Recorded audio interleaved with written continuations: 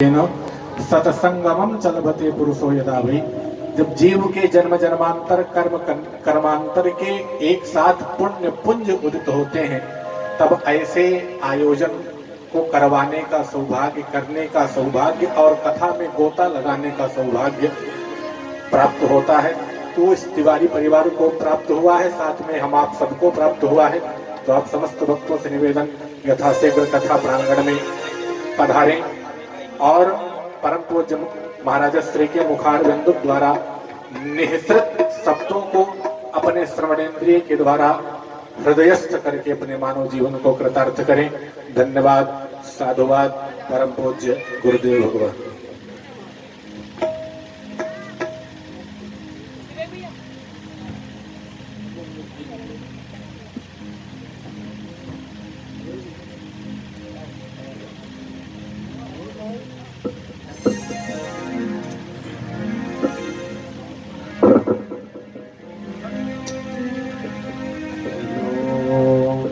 इसको सर्वेश हरि ओम हरि ओम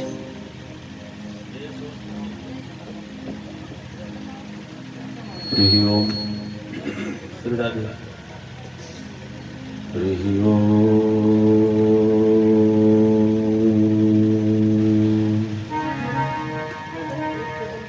नमः परमहंसा स्वादित चरण कमल चिन्मकरंदाय भक्तजन मानस निवासाय श्री कृष्ण चंद्राय शन्नो मित्र शंवरुणः शन्नो भवत्वर्यमा शन्न इंद्रो बृहस्पतिः शन्नो विष्णुरुक्रमः वेदान्तार्थ तदाभास श्रीर्निर्विवेकिनं नमामि भगवत्पादं परमहंसयतीश्वरम् चेच्चन्द्रिकासि तदहं चटुलस्य घोरः चेत्त्वं नवाम्बुधघटा तदहं मयूरः कल्याणि कल्पलतिकासि तदा स्मिरेणोः अन्वेषणातुरतरो रसरञ्जनोऽहम् यत्र यत्र रघुनाथकीर्तनं तत्र तत्र कृतमस्तकाञ्जलिं बाष्पवारि परिपूर्णलोचनं मारुतिं नमत राक्षसान्तकम्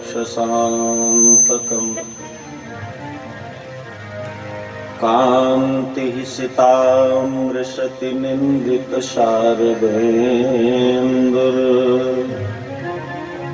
यत्रैकतो विलसितामसिताङ्गशोभा वृन्दावनेऽपि कृतया मुनगाङ्गसङ्गम्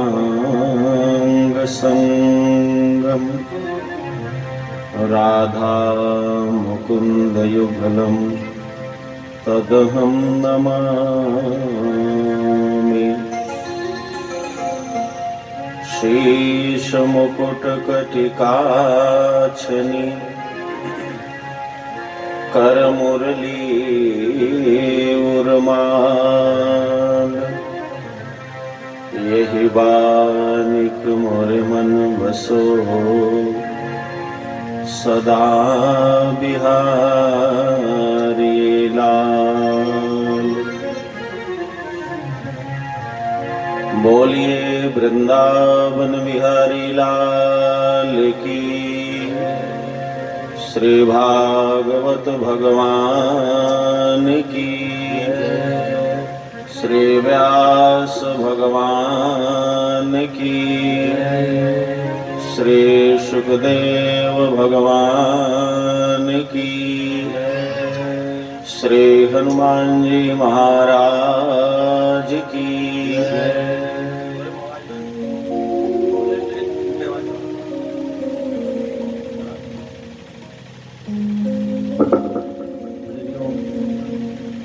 आइए बड़ी श्रद्धा और प्रेम के साथ इस कराल कलिकाल के प्रभाव से प्रभावित हुए, अपावन हुए, अपने मन, वाणी और अंतःकरण को पवित्र करने के लिए, भगवान की कथा को हृदयस्थ करने के लिए, दो बार भगवान के पावन नाम का स्मरण किया जाए। भागवत जी की कथा के आदि में, संतों की परंपरा में जो संकीर्तन सन्निहित है उसका स्मरण किया जाए। पश्चात भागवत जी के महात्म्य की कथा में प्रवेश किया जाए। हरि हरि हरि हरि सुमिरन करो, हरि हरि हरि हरि सुमिरन करो, हरि हरि हरि हरि सुमिरन करो, हरि हरि हरि हरि सुमिरन करो, हरि हरि हरि हरि सुमिरन करो, हरि हरि हरि हरि सुमिरन करो। हरि की कथा होत है जहाँ, हरि की कथा होत है जहाँ, हरि की कथा होत है जहाँ, हरि की कथा होत है जहाँ। गंगा तीक चलिया वे ताहाँ, गंगा तीक चलिया वे ताहाँ। हरि हरि हरि हरि सुमिरन करो, हरि हरि हरि हरि सुमिरन करो, हरि हरि हरि हरि सुमिरन करो, हरि हरि हरि हरि सुमिरन करो।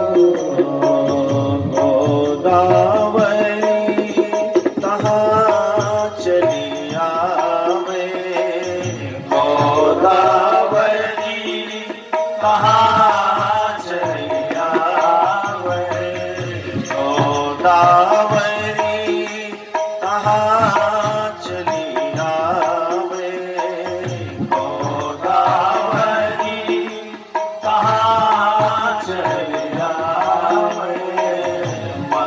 मंदाकिनी विलंब न लावे, मंदाकिनी विलंब न लावे, मंदाकिनी विलंब न लावे, मंदाकिनी विलंब न लावे।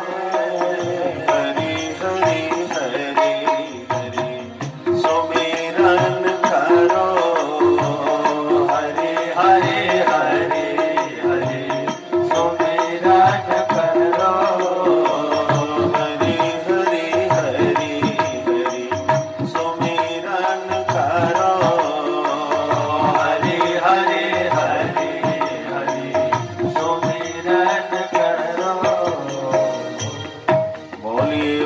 वत्सल भगवान की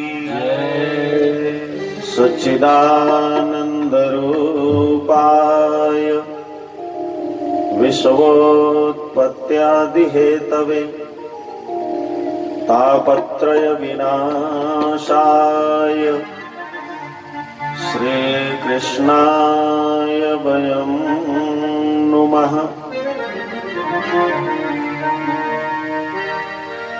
किसी भी कार्य को करने के पहले मंगलाचरण करने का प्रावधान है, व्यवस्था है। संसार का कोई भी सनातन धर्मावलंबी अथवा आस्तिक व्यक्ति कोई भी कार्य जब प्रारंभ करता है तो वो मंगलाचरण करता है। मंगलाचरण का मतलब अपने किसी इष्ट का या पूजित देवी देवता का या अपने गुरु का या अपने ग्राम देवता किसी न किसी का स्मरण करना ही मंगलाचरण है। मंगलाचरण किया क्यों जाता है?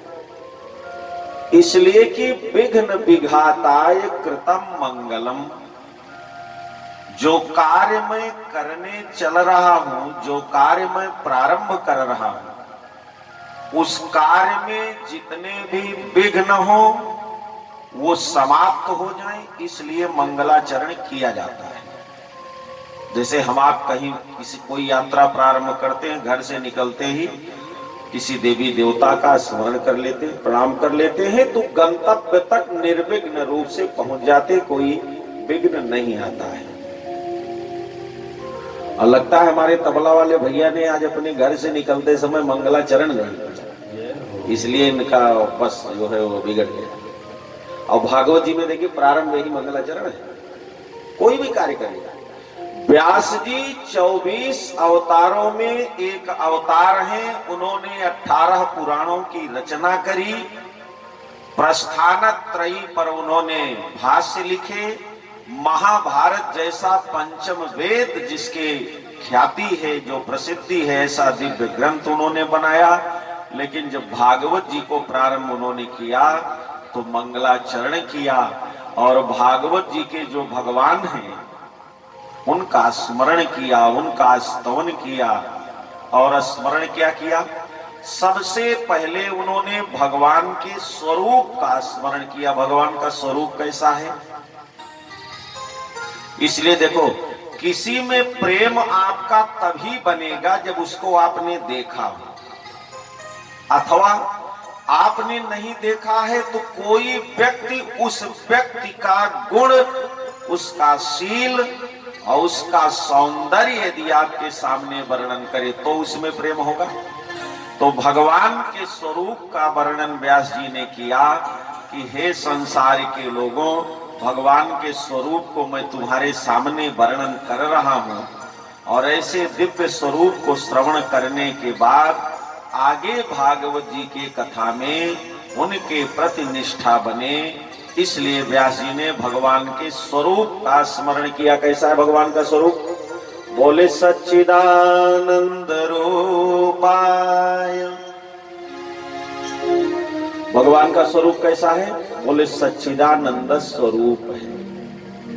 सच्चिदानंद नाम ही लेते समय एक दिव्य अनुभूति हो। भगवान शिव जब भी भगवान को प्रणाम करते हैं, भगवान शिव को जब भी भगवान नारायण, भगवान राम, भगवान कृष्ण दिखाई पड़ते हैं तो भगवान भोलेनाथ कौन सा नाम लेते हैं? सबका अलग अलग प्रिय नाम होता है ना। तो भगवान भोलेनाथ का प्रिय नाम क्या है? बोले बोले कही सच्चिदा नंद पर धामा, कही सच्चिदा नंद पर धामा, कही सच्चिदा नंद पर धामा, कही सच्चिदा नंद पर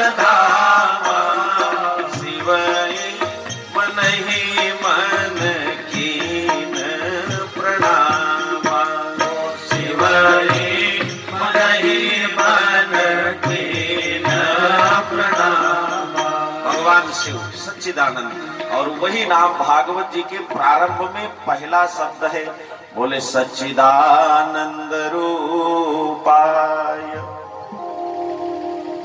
3 शब्द हैं सच्चिदानंद में।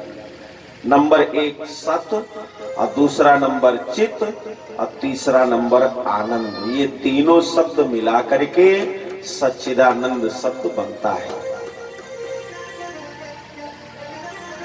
सत माने जो पहला शब्द है सत, सत माने क्या होता है जानते हैं?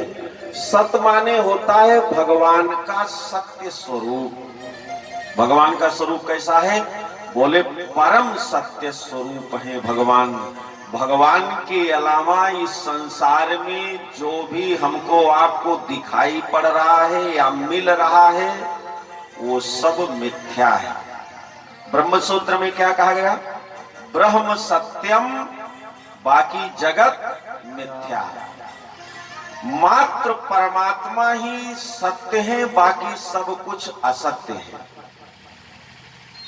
इसीलिए देखिए, ये तो मान लीजिए महात्म की कथा है, पहला श्लोक है भागवत जी के प्रथम स्कंद के पहले अध्याय में, पहले श्लोक में चौथी लाइन को आप पढ़ेंगे तो वहां लिखा हुआ है कि सत्यम परम धीमहि। उस परम सत्य परमात्मा के दिव्य स्वरूप का मैं स्मरण करता हूं, मैं वंदन करता हूं। भगवान का पहला स्वरूप क्या है? बोले परम सत्य स्वरूप। जिस समय भगवान कंस के कारागार में देवकी और वसुदेव के सामने जब भगवान प्रकट हुए तो प्रकट होने के साथ ही सारे देवी देवताओं ने, ब्रह्मादिकों ने, वेदादिकों ने, सबने भगवान की स्तुति करी। और उसमें सर्वप्रथम ब्रह्मा जी ने गर्भ में भगवान की स्तुति किया। और जब भगवान की स्तुति किया तो भगवान को क्या कहा? जैसे मान लीजिए हमको आप प्रणाम करेंगे तो पंडित जी प्रणाम, शास्त्री जी प्रणाम, गुरु जी प्रणाम, कुछ न कुछ आचार्य जी प्रणाम, इस तरह से। वैसे ही जब गर्भ में भगवान थे, अब उस समय ब्रह्मा जी ने भगवान को प्रणाम किया। कथा स्थल पर बस 1 मिनट की बात है, लंबी नहीं। बोलिए राधा कृष्ण भगवान की। हाँ, आगे बैठने पर तो और विद्यार्थी को सावधान रहना चाहिए। हाँ, कथा स्थल पर बाकी सब कुछ किनारे, आवश्यक होते काम लाएगा, नहीं ध्यान भंग होता है। बोलिए भक्त वत्सल भगवान की। इसलिए गर्भस्तुति में ब्रह्मा जी ने भगवान के स्वरूप का जब वर्णन किया तो उन्होंने कहा कि सत्य व्रतम सत्य परम त्रिसत्यम सत्य से योनिम निहितम च सत्य। वहां भगवान के परम सत्य स्वरूप का स्मरण किया।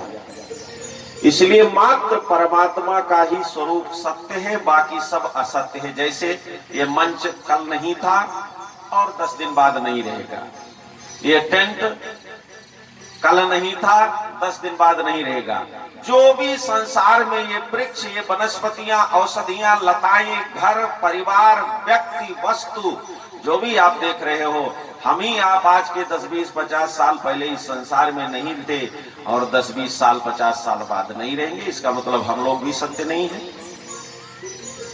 ये अलग बात है कि मिथ्यात्व के बोध में भी कभी कभी जीव अपने आप को सत्य मानता है। वैसे ही जैसे छिपकली की पूंछ कट जाए तो कटने के बाद भी वो पूंछ कुछ देर हिलती डुलती है कि नहीं, निराला, जबकि उसमें जीव नहीं होता है। आपके साइंस के अनुसार जैसे आप विचार करना, हमारा आपका शरीर जब इसमें से प्राणवायु निकल गई, इसके बाद भी इसमें एक धनंजय नाम की प्राणवायु होती है और वो प्राणवायु शरीर से निकल जाए, इसीलिए चिता पर शवदाह के समय कपाल क्रिया होती है, लोग सर को फोड़ते हैं, तब वो शवदाह होता है।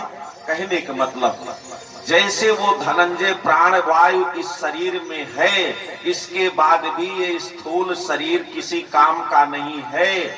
जैसे वो छिपकली की पूंछ कट गई है, उसमें कुछ नहीं है, मात्र एक सामान्य वायु से उछल कूद कर रही है, जबकि अब वो सत्य नहीं है। वैसे ही ये जीव भी अनायास अपने को सत्य मान बैठता है, जबकि सत्य है नहीं। सत्य मात्र परमात्मा है। इसलिए पहला स्वरूप भगवान का क्या है? बोले सत स्वरूप है, सत्य स्वरूप है। दूसरा चित स्वरूप। चित माने होता है प्रकाश।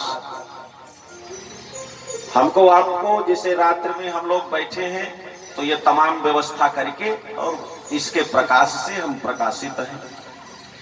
दिन होगा तो भी हम भगवान सूर्य नारायण के प्रकाश से प्रकाशित होंगे। हमारे अपने अंदर कोई ऐसा गुण नहीं है, कोई ऐसी क्रिया नहीं है कि हमको प्रकाश मिल जाए।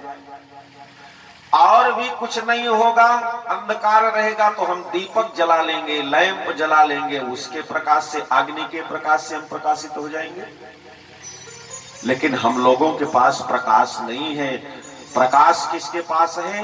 बोले भगवान श्री हरि नारायण के पास प्रकाश है, वो चित स्वरूप है।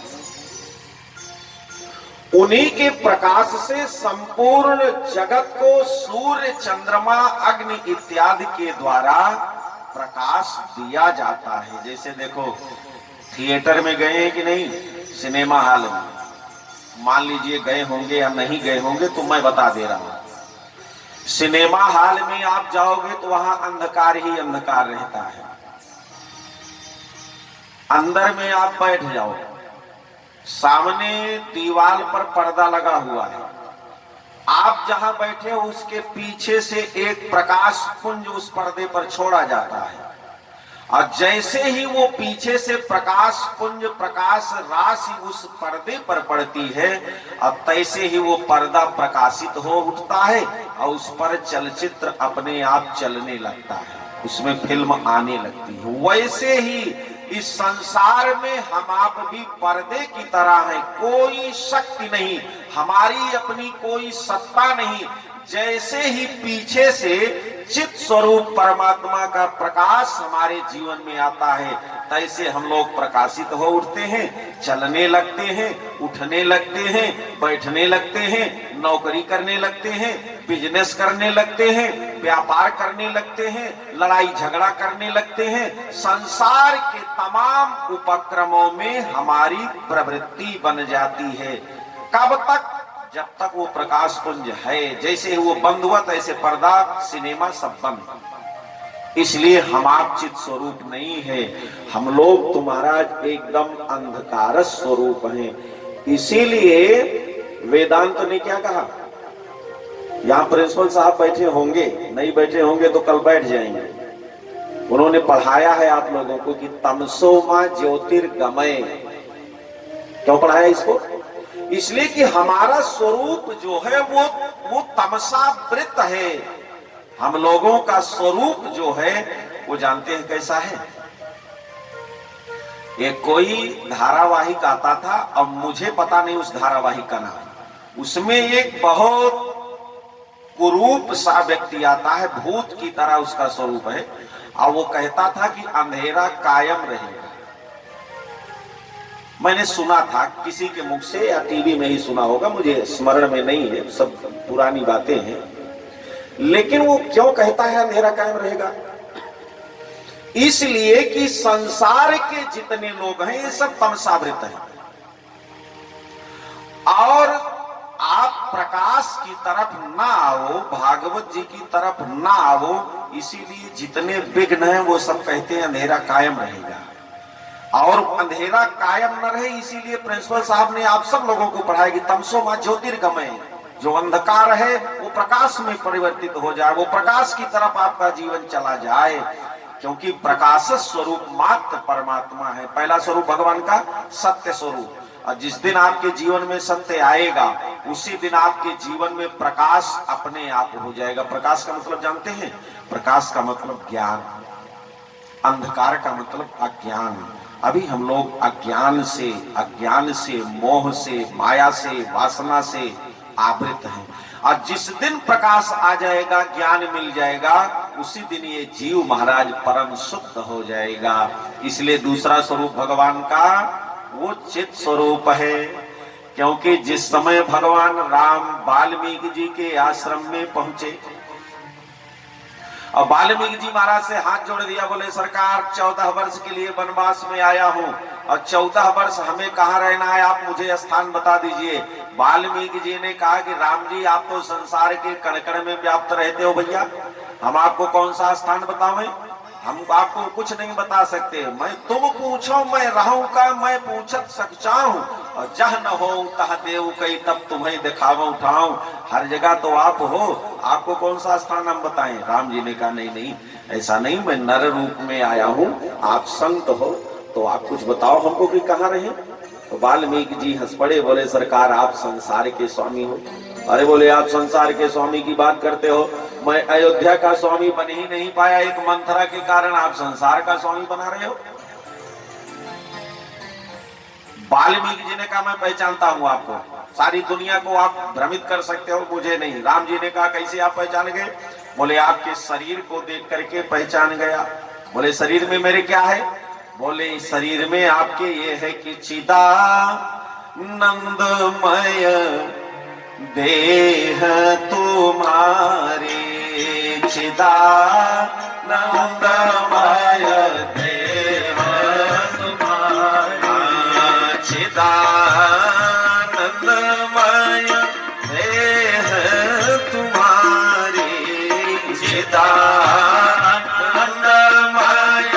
देह तुम्हारे, विगत विकार क्षतय विकारी, विगत विकार क्षतय विकारी। वाल्मीकि जी ने कहा आपके शरीर को देख करके मैं पहचान गया कि आप संसार के स्वामी हो, क्योंकि आपकी शरीर जो है वो सामान्य लोगों की तरह नहीं है। आपकी ये शरीर चिदानंदमय देह तुम्हारी, आपका शरीर जो है इससे प्रकाश निकल रहा है, इसलिए मैं समझ गया क्योंकि आप चित स्वरूप हो। भागवत जी में कहा गया है पहला स्वरूप सत्य स्वरूप भगवान का, और दूसरा चित स्वरूप भगवान का माने प्रकाश स्वरूप, और तीसरा आनंद स्वरूप। भगवान का तीसरा स्वरूप आनंद स्वरूप है। देखिए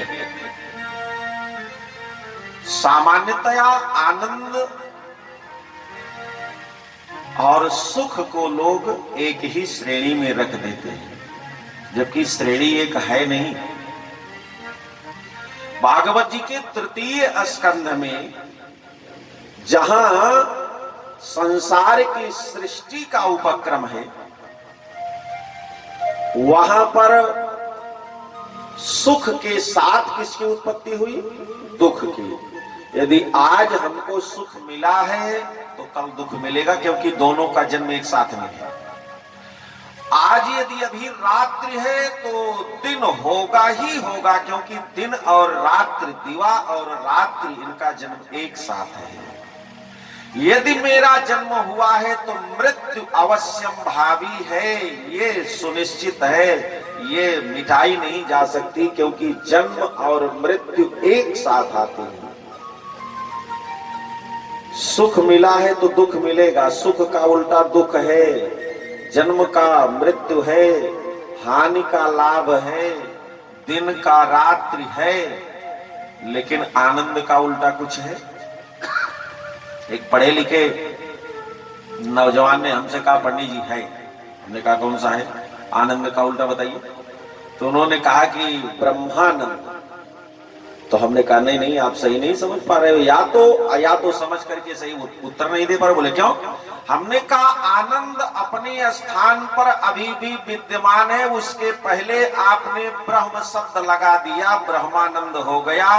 लेकिन आनंद का उल्टा आप करिए, आनंद के आगे पीछे आप कुछ भी लगाइए, ब्रह्मानंद लगा दीजिए, विषयानंद लगा दीजिए, संपूर्णानंद लगा दीजिए, परमानंद लगा दीजिए, सब कुछ लगाइए, लेकिन आनंद को आप नहीं हटा सकते। क्यों। क्योंकि आनंद परमात्मा का स्वरूप है। आप विचार करें, भागवत जी के चतुर्थ दिवस पर जब भगवान का जन्म होता है तो व्यास जी लोग क्या गाते हैं, नंद घर आनंद भयो, क्योंकि आनंद भगवान का स्वरूप है। नंद घर कृष्ण भयो नहीं, कृष्ण तो महाराज बदल जाते हैं, वो कभी राम हो जाते हैं, कभी वाराह बन जाते हैं, कभी पावन बन जाते हैं, इसलिए नंद घर कृष्ण भयो नहीं। नंद घर आनंद भयो, क्योंकि आनंद परमात्मा का स्वरूप है। जो आनंद सिंधु सुख राशि, अस्सी करते त्रयलोक सुपासी, वो आनंद सिंधु है। आनंद परमात्मा का स्वरूप। इसलिए तीन स्वरूप भगवान के हैं, सत्य स्वरूप, प्रकाश स्वरूप और आनंद स्वरूप। तीन स्वरूप भगवान का स्मरण किया। और विश्वोत्पत्त्यादि हेतवे, संसार में भगवान करते क्या है? बोले संसार की उत्पत्ति और उत्पत्ति के बाद पालन। भगवान ने जीव को, गर्भस्थित जीव ने जब भगवान से प्रार्थना किया, आदौ कर्म प्रसंगात कलयति कलुषे मातृकुक्षौ स्थितम माम, मातृकुक्ष में जब जीव ने भगवान से प्रार्थना किया, आप मुझे इस अंधकार से, इस नरक से आप मुझे मुक्ति दिलावे। भगवान ने कहा बदले में करोगे क्या? बोले संसार में आने के बाद आपका स्मरण करता रहूंगा, आपको कभी विस्मृत नहीं करूंगा। जीव ने कहा, भगवान ने कहा चलो तुम्हें बढ़िया सुरक्षित जन्म दे देता हूं, बढ़िया सुंदर देह शरीर दे रहा हूं, बढ़िया सुंदर बुद्धि दे रहा हूं, विवेक दे रहा हूं, सुंदर दिव्य परिवार दे रहा हूं, तुम्हें संसार के तमाम सुख साधन दे रहा हूं, संसार के तमाम अच्छे लोगों का संग दे रहा हूं, बढ़िया भगवान की दिव्य कथा लाभ लेने का सत्संग दे रहा हूं, जाओ आनंद करना, बढ़िया से रहना। जीव ने कहा सरकार ये सब तो आप दे रहे हो, लेकिन जन्म के बाद हमारे खाने पीने की व्यवस्था आपने क्या किया है? भगवान के नेत्र सजल हो गए। उन्होंने कहा जीव बेटा तेरा जन्म तो 9 महीने बाद होगा, लेकिन तेरे खाने पीने की व्यवस्था मैंने पहले करी है। क्या किया आपने? भगवान ने कहा बेटा तेरा जन्म तो 9 महीने के बाद होगा, लेकिन तुझे खाने पीने की व्यवस्था मैंने माँ के शरीर में दुग्ध के रूप में पहले कर दिया है। जब तू जाएगा तो तेरे दांत नहीं होंगे, खाने का सामर्थ्य तेरे अंदर नहीं होगा, इसलिए पीने की व्यवस्था मैंने तेरे लिए कर दिया है। माँ के शरीर का जो दुग्ध होगा तेरे लिए वो अमृत के समान हो जाएगा। इसलिए देखिए विश्वोत्पत्त्यादि हेतवे, उत्पत्ति और उसके बाद पालन, और पालन के बाद अंत में काल के रूप में भगवान संहार भी करते हैं। और क्या करते हैं? बोले तापत्रय विनाशाय। लोगों ने कहा महाराज भागवत जी की कथा को श्रवण करने से, भागवताश्रयी बनने से हमें मिलेगा क्या? बोले 3 प्रकार के जो दुख हैं उनसे निवृत्ति हो जाएगी। आध्यात्मिक, आदि दैविक, आदि भौतिक, ये 3 प्रकार के जो कष्ट हैं उनसे तुम्हारी निवृत्ति हो जाएगी। जो भगवान परम सत्य स्वरूप हैं, चित स्वरूप हैं, आनंद स्वरूप हैं, जो भगवान इस संसार की उत्पत्ति करते हैं, पालन करते हैं, संहार करते हैं, जो भगवान भागवत जी की कथा को श्रवण करने वाले के 3 प्रकार के दुख समाप्त कर देते हैं, ऐसे श्री राधा कृष्णाय वयम नुमः। ऐसे भगवान श्री राधा कृष्ण को हम सब श्रोता और वक्ता मिल करके समवेत रूप में प्रणाम करते हैं। बोल राधा कृष्ण भगवान की। मंगलाचरण के बाद भागवत जी के महात्म्य की कथा में प्रवेश होता है। आइए हम लोग भागवत जी की कथा के महात्म्य में प्रवेश करें। एक लाइन में भगवत स्मरण, पश्चात महात्म्य में प्रवेश। हरि सुंदर नंद मुकुंदा, हरि नारायण हरि बोल। हरि सुंदर नंद मुकुंदा, हरि नारायण हरि बोल।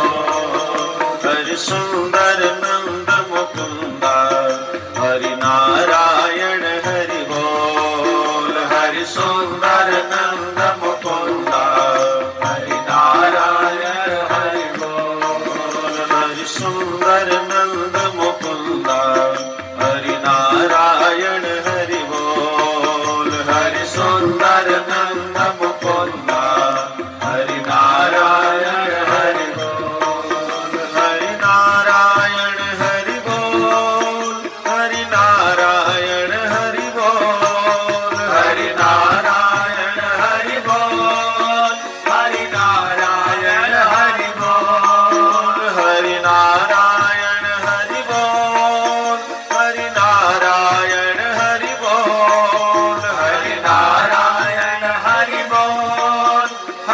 नारायण हरि बोल। हरि सुंदर नंद मुकुंदा हरि नारायण हरि बोल। हरि सुंदर नंद मुकुंदा हरि नारायण हरि बोल। हरि सुंदर नंद मुकुंदा हरि नारायण हरि बोल। हरि सुंदर नंद मुकुंदा हरि नारायण हरि बोल। हरि नारायण हरि बोल। हरि नारायण हरि बोल। हरि नारायण हरि बोल। हरि नारायण हरि बोल। भक्तवत्सल भगवान की जय। नैमिषे सूतमासीनम् अभिवाद्य महामतिम्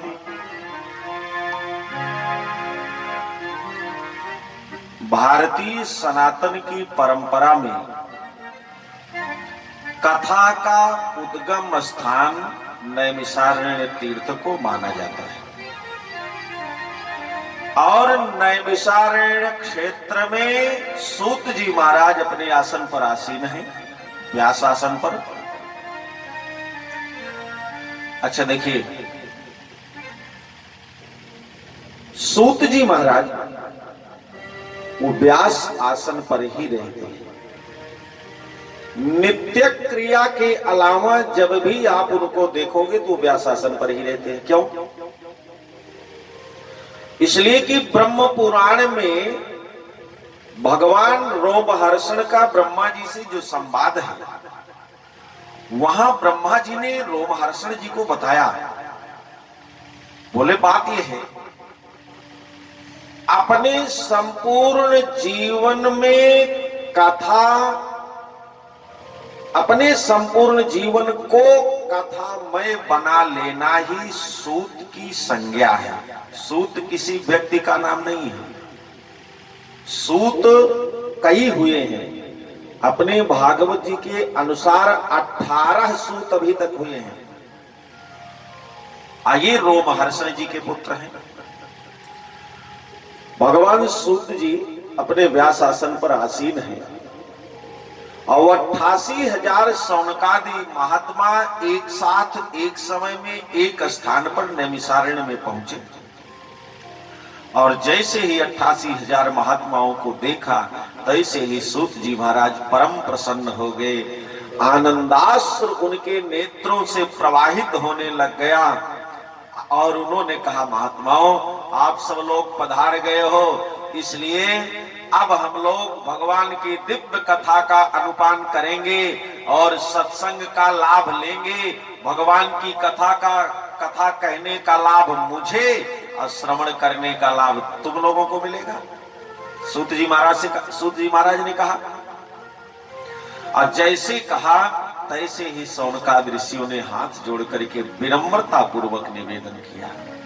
क्या बात, इतने उच्च कोट के महात्मा हैं, संपूर्ण जीवन तपस्या में लगा दिया शौनकादिकों ने, 88,000 महात्माओं ने, लेकिन फिर भी कथा के लोभ में आज देखो सूत जी के पास पहुंचे हैं। इसलिए कथा अगर कहीं पर मिल जाए तो कुछ न कुछ अपने घर का कार्य, अगर बहुत कोई इमरजेंसी न हो तो कथा का आनंद ले लेना चाहिए। खैर आज तो बहुत ज्यादा इमरजेंसी वाला मामला है। आज तो करवा चौथ है तो वहां कुछ लोग दोनों जने नीरा जलिया है। आज दोनों जने नीरा जली रहे, हम दोनों जने से पूछन कहो ये व्रत का उत्पत्ति कहां से है तो कहीं भी तो ना जाए, है कि नहीं? तो खैर वो उनकी अपनी परंपरा है, उसका पालन आप करते रहो, अच्छा है। तो मतलब मेरा शौनकादि महात्माओं को देख करके सूत जी महाराज अतीव प्रसन्न हुए और शौनकादि महात्माओं ने विनम्रता पूर्वक निवेदन कर दिया, बोले महाराज आज हम लोग आए हैं लेकिन कथा श्रवण करने नहीं आए, आप हम लोगों को कथा में सुना। और जैसे ही महात्माओं ने, श्रोताओं ने व्यासपीठ पर आसीन, व्यास आसनासीन सूत जी से कहा, अब तैसे सूत जी महाराज अवाक रह गए, अरे राम राम, आप कथा सुनने नहीं आए हो? बोले फिर कथा सुनने नहीं आए हो तो यहाँ क्या करने आए हो? और सूत जी ने साफ साफ बता दिया, बोले बात सुनो, यहां पर मेरे पास जो भी आता है वो कथा श्रवण करने आता है, अथवा कथा श्रवण कराने आता है, अथवा सत्संग का लाभ लेने या देने के लिए आता है। यहाँ अगर आप कथा श्रवण करने के लिए नहीं आए हो तो आप लोग यहाँ से चले जाओ, क्योंकि मेरे इस स्थान पर कभी सांसारिक प्रपंच नहीं होता, मेरे इस स्थान पर कभी संसार के किसी पाखंड का निरूपण नहीं होता, मेरे इस स्थान पर कभी भी आडंबर को और ढोंग इत्यादि को कभी कोई स्थान नहीं मिलता। और यहाँ पर अगर सांसारिक वार्ता के क्रम में तुम्हें लिप्त होना है तो आप लोग यहाँ से शीघ्र चले जाओ, क्योंकि हम तो महाराज दिन और रात्रि भगवान का सत्संग ही करते रहते हैं। और जैसे सूत जी महाराज ने कहा, तैसे सौनकादि ऋषि खड़े हो गए, हाथ जोड़ दिया, बोले सरकार बात यह है, 17 पुराणों की कथा आपने मुझे श्रवण कराया? बोले हाँ कराया। 108 उपनिषदों की कथा आपने मुझे श्रवण करा दी? बोले हाँ करा दिया। सौनकादि ऋषियों ने बोले सूत जी से कहा, बोले महात्मा जी आपने चारों वेदों की कथा मुझे श्रवण कराई? बोले हाँ करा दिया। बोले सारी कथाओं को आपने श्रवण करा दिया और हमने श्रवण कर लिया, अब बताओ कौन सी कथा आप सुनाओगे? सूत जी महाराज ने सोचा बात तो ठीक कहते हैं, बोले फिर से वही प्रारंभ करते? बोले ना ना ना, कथा नहीं प्रारंभ करना है। बोले फिर? बोले सूताख्या ही कथा सारम मम कर्ण रसायनम। हे सूत जी, कथा सारम आख्या ही, आप कथा नहीं, अब आप कथा के सार तत्व को श्रवण करावे, जो चारों वेदों का, 17 पुराणों का, 108 उपनिषदों का, प्रस्थान त्रयी का जो सार तत्व है, अब आप मुझे वो सार तत्व श्रवण करावे। पहला प्रश्न। और दूसरा ये है, बोले भक्ति ज्ञान विरागातो विवेको वर्धते महान, माया मोह निराश्च वैष्णवैः क्रियते कथम। बोले महाराज भक्ति ज्ञान वैराग्य प्राप्त हो जाए, विवेक की वृद्धि हो जाए, माया और मोह से इस संसार में निवृत्ति हो जाए, इसके लिए वैष्णव जन क्या करते हैं आप वही मुझे श्रवण कराइए। और जैसे ही कहा और तैसे सूत जी महाराज प्रसन्न हो गए। क्या बात, भागवत जी की कथा को श्रवण करने के बाद तो विवेक बढ़ता है। इसलिए सुनो, गोस्वामी जी महाराज ने इसी बात को बहुत सुंदर लाइन में उन्होंने कह दिया, बोले बिनु सत्संग विवेक न होई, बिनु सत्संग विवेक न होई, राम कृपा बिनु सुलभ सोई, राम कृपा बिनु सुलभ सोई, बिनु सत्संग विवेक न होई, बिनु सत्संग विवेक न होई। इसलिए देखो, शास्त्र को गहनता से समझने की बात है। बुद्धि और विवेक में अंतर है। बुद्धि संसार में लगती है और विवेक संसार के स्वामी में लगता है। विवेक आपको सत्संग से ही मिलेगा, और यदि आपने सत्संग नहीं किया है तो फिर विवेक नहीं मिल सकता। बुद्धि तो जन्म से ही मिल सकती है, लेकिन विवेक आपको जन्म से मिल सकता है। लेकिन माता यस्य शुचिर दक्षा उस बालक को विवेक मिल सकता है जिसकी मां गर्भ काल में पूर्ण शुचि माने पवित्रता पूर्वक जिसने जीवन बिताया हो, जिसने गीता रामायण भागवत इत्यादि का अध्ययन किया हो, अथवा अध्ययन सुना हो, अथवा भगवान की इन दिव्य कथाओं का अनुपान किया हो गर्भ काल के समय में, ऐसी मां का जो पुत्र होता है वो जन्म से ही विवेक प्राप्त कर सकता है। लेकिन ऐसे कम लोग होते हैं। अब माताएं जो है, माताएं वो सिनेमा ज्यादा देखती हैं और क्योंकि सास भी कभी बहुत ही ज्यादा देखती है कि नहीं, इसलिए सब नहीं। आप भागवत जी को सुनो तो कुछ जीवन में उतारो, कुछ उस पर मनन करो, कुछ मंथन करो। बाकी गाना बजाना हम गा करके चले जाएंगे तो वो सिर्फ आपके मनोरंजन का साधन होगा, मनोभंजन का साधन नहीं हो सकता। इसलिए आइए, भक्ति ज्ञान विरागाप्तो विवेको वर्धते महान, विवेक की वृद्धि हो जाए और माया मोह निराशस्य, इसके लिए वैष्णवैः क्रियते कथम, वैष्णव जन क्या करते हैं, भक्त जन क्या करते हैं, संसार के उन तमाम लोगों को क्या करना चाहिए। और जैसे ही सूत जी से प्रश्न हुआ तैसे सूत जी ने इस प्रश्न का उत्तर हंस करके दिया। बोले एकदा ही विशालायाम चत्वारो ऋषयो मलाः सत्संगार्थम समायाता ददृशुस्तत्र नारदम। एक बार बद्री विशाल भगवान के परिक्षेत्र में, जो लोग बद्री नारायण भगवान का दर्शन किए होंगे, करने गए होंगे, उस दिव्य स्थली को जानते हैं। शास्त्रों में 8 वैकुंठ का वर्णन है, शास्त्रों में 8 वैकुंठ का वर्णन है, और जिसमें एक वैकुंठ बद्री नारायण भी है। और जिनको वहां जाने का अवसर मिला वो बड़े सौभाग्यशाली हैं। उनके प्रारब्ध में कोई बड़ा सत्कर्म रहा, कोई बड़ा पुण्य कर्म रहा, जो लोग बद्री नारायण भगवान का दर्शन कर पाते हैं। सूत जी महाराज कहते हैं कि एकदा ही विशालायाम चत्वारो ऋषयो मलाह, 4 ऐसे महात्मा जो अमलाह मतलब जो अमलात्मा है। अमलात्मा मतलब आप जानते हैं, अमलात्मा अलग श्रेणी है, विमलात्मा, हंस, परमहंस, श्री परमहंस, इनकी अलग श्रेणियां हैं। और महात्माओं की श्रेणी तो महाराज ऐसी विचित्र है कि खोजने पर भी आज के समय में नहीं मिलेगी। बाकी तो लाल कपड़ा पहन करके हम आप भी साधु महात्मा बन सकते हैं। एक बढ़िया आंचला खरीदिए, कुर्ता पहनिए, चंदन हम लोगों की तरह लंबा लगा लीजिए, माला पहन लीजिए, 4 चिचेले आज साथ में चलने लग जाए, हो गए महात्मा जी।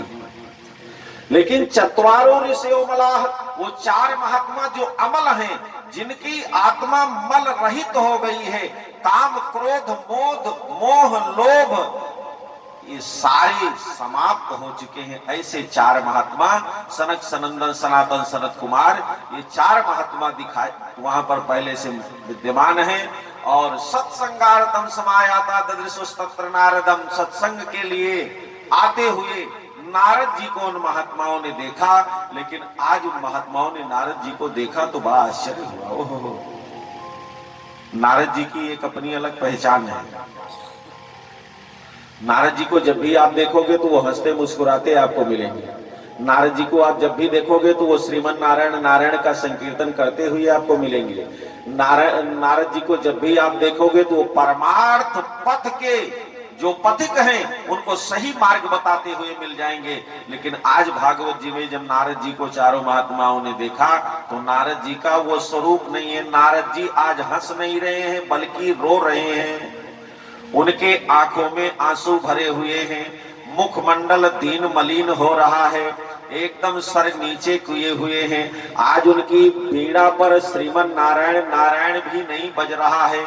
आज नारद जी बिल्कुल बदले बदले हुए दिखाई पड़ रहे हैं। और तैसे महात्माओं ने नारद जी से पूछ लिया, बोले कथम ब्राह्मण दीन मुखा कुतश्चिंता तुरो भवान। महाराज, आपका मुखमंडल इतना दीन मलिन क्यों है? आप इतने चिंतित क्यों हैं? देखिए, चिंता और चिंतन ये 2 बातें हैं। चिंता सांसारिक लोग करते हैं, हमारे आपके जैसे लोग। हम आप ये सोचते हैं भाई कोई सोच रहा है कि अब 7 दिन की भागवत जी की कथा है निर्विघ्न रूप से, हे ठाकुर जी हमारे तिवारी जी यजमान के रूप में इनके इस दिव्य अनुष्ठान को दिव्यता पूर्वक संपन्न कर, ये चिंता है। आपको भी चिंता है कि भागवत जी की कथा हो जाए, बढ़िया सुंदर यज्ञ हवन हो जाए, भंडारे हो जाए, सारे लोग प्रसाद पालें, आनंद हो जाए। अन्य लोगों को तमाम बच्चों की फीस देना है, किसानों को चिंता है खेत काटना है, ये चिंता। तो हमको आपको सांसारिक लोगों को चिंता होती है, लेकिन जो गृहस्थ होते हैं उनको चिंता होती है, लेकिन जो विरक्त होते हैं उनको चिंता नहीं होती है, उनका चिंतन होता है। चिंता संसार के लिए की जाती है और चिंतन संसार के स्वामी के लिए किया जाता है, ये अंतर है। इसीलिए तो कहते हैं चिंता सांपिन को नहीं खाया, चिंता को सर्पिणी की संज्ञा दी गई, इसलिए चिंता नहीं करनी चाहिए। आप चिंता क्यों कर रहे हो? कुतश्चिंता तुरो भवान इदानीम शून्य चित्तोसी गत वित्तो यथा जना। इस समय ऐसे आप शून्य चित्त शून्य हृदय वाले दिखाई पड़ रहे हो, जैसे संसार का कोई प्राणी हो और उसका धन खो जाए वो दुखी हो जाता है। नारद जी वैसे आप दुखी हो रहे हो, बात क्या है? नारद जी ने सामने चारों महात्माओं को देखा, प्रणाम कर चुके। आप विचार करना, ये नैमिषारण्य में सूत जी महाराज सौनकादि ऋषियों को कथा श्रवण करा रहे हैं। ये जो मैं निवेदन कर रहा हूं, नारद जी ने बद्रीनाथ में चारों महात्माओं को प्रणाम किया और जैसे प्रणाम किया और तैसे नारद जी से हंस करके पूछा, बोले नारद जी आप परेशान क्यों हो, कारण बताइए। नारद जी ने हाथ जोड़ दिया, बोले महात्मा जी बात यह है कि मैं चिंतित इसलिए हूं कि मुझे शांति नहीं मिल रही है। महात्मा लोग हंसने लग गए। उन्होंने कहा जहां जो वस्तु है ही नहीं है वहां आप खोज रहे हो। भैया बैकुंठ भाई, जहां आप सामान रखे वहां खोजेंगे तो मिल जाएगा, और जहां जो वस्तु है ही नहीं है उसको आप वहां खोजेंगे तो कैसे मिलेगा? आप अभी मधुशाला में जा करके और वहां कह देंगे हमको भगवान का चरणामृत दे दे, तो मिलेगा? वहां नहीं मिलेगा, वो तो वहां है ही नहीं, वो तो यहां मिलेगा। और वही चीज यहां खोजेंगे तो यहां नहीं मिलेगा। इसलिए नारद जी संसार में आप शांति का अन्वेषण कर रहे हो तो संसार में शांति नहीं है, आपको तीर्थ यात्रा करनी चाहिए। और तुरंत नारद जी ने कह दिया, महाराज मैंने तीर्थ यात्रा भी किया था। देखो, अगर तुम्हारे जीवन में कोई अशांति आवे, कोई समस्या आवे, कोई विपत्ति आवे, मन बड़ा अशांत हो जाए, तो अपने आसपास के जो देवालय हैं अथवा जो तीर्थ हैं, जहां तक आपकी गति हो सकती हो, जहां तक आप जा सकते हो, नजदीक या उससे कुछ दूर जाकर के आप किसी देवी देवता का दर्शन कर लो, आपको शांति मिलेगी। नारद जी ने कहा, महाराज मैं दर्शन करने गया था, तीर्थ यात्रा में गया था।